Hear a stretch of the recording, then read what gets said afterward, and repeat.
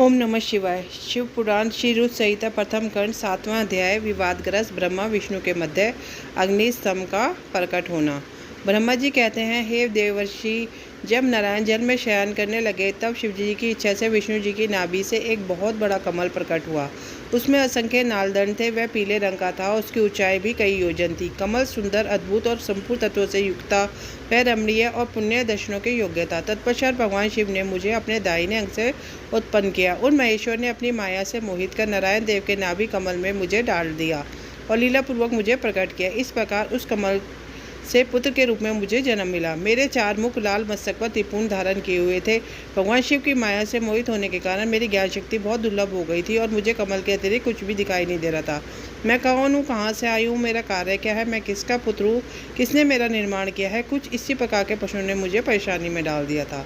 कुछ क्षण बाद मुझे बुद्धि प्राप्त हुई और मुझे लगा कि इसका पता लगाना बहुत सरल है। इस कमल का उद्गम स्थल इस जन्म में नीचे की ओर है और इसके नीचे मैं उस पुरुष को पा सकूंगा जिसने मुझे प्रकट किया है। यह सोचकर एक नाल को पकड़कर मैं 100 वर्ष तक नीचे की ओर उतरता रहा, परंतु फिर भी मैंने कमल के जड़ को नहीं पाया। इसलिए मैं पुनः ऊपर की ओर आ गया। बहुत ऊपर जाने पर भी कमल कोश को नहीं पा सका। तब मैं और अधिक परेशान हो गया। उसी समय भगवान शिव की इच्छा से मंगलमयी आकाशवाणी हुई। उस वाणी ने कहा, तपस्या करो।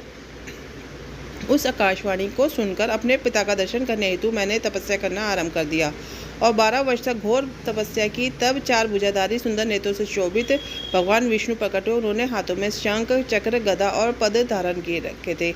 उनका शरीर श्याम कांति से सुशोभित था। उनके मस्तक पर मुकुट विराजमान था तथा उन्हें पीताम्बर वस्त्र और बहुत से आभूषण धारण किए हुए थे। वह करोड़ों कामदेवों के समान मनोहर दिखाई दे रहे थे और सांवली व सुनहरी आशा से सुशोभित थे। उन्हें वहां देखकर मुझे बहुत हर्ष व आश्चर्य हुआ। भगवान शिव की लीला से हम दोनों में विवाद छिड़ गया कि हम में बड़ा कौन है। उसी समय हम दोनों के बीच में एक ज्योतिर्मय लिंग प्रकट हो गया। उनसे पता लगाने का निश्चय किया। मैंने ऊपर की ओर और विष्णु ने नीचे की ओर उस स्तंभ के आरंभ और अंत का पता लगाने के लिए चलना आरंभ किया, परंतु हम दोनों का उस स्तंभ का कोई छोर नहीं मिला। थककर हम दोनों अपने उसी स्थान पर आ गए। हम दोनों ही शिवजी की माया से मोहित थे। श्री हरि ने सभी ओर से परमेश्वर शिव को प्रणाम किया। ध्यान करने पर भी हमें कुछ ज्ञात न हो सका। तब मैंने और श्री हरि ने अपने मन को शुद्ध करते हुए अग्निस्तंभ को प्रणाम किया। हम दोनों कहने लगे, महाप्रभु, हम आपके स्वरूप को नहीं जानते। आप जो भी हो, हम आपको नमस्कार करते हैं। आप शीघ्र ही हमें अपने असली रूप में दर्शन दें। इस प्रकार हम दोनों अपने अहंकार को भूलकर भगवान शिव को नमस्कार करने लगे। ऐसा करते हुए 100 वर्ष बीत गए। इसी के साथ रुद्र संहिता का प्रथम खंड का 7वां अध्याय पूर्ण होता है।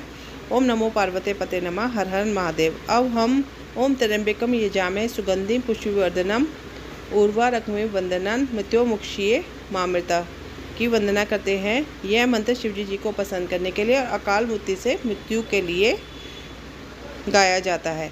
ओम त्र्यंबकम यजामहे सुगंधिं पुष्टिवर्धनम उर्वारुकमिव वंदनान् मृत्योर्मुक्षीये मामृता। हम त्रिनेत्रधारी शिव की आराधना करते हैं जो अपनी शक्ति से संसार का पालन करते हैं।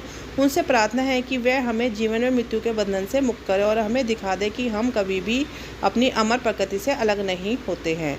ओम नमः शिवाय।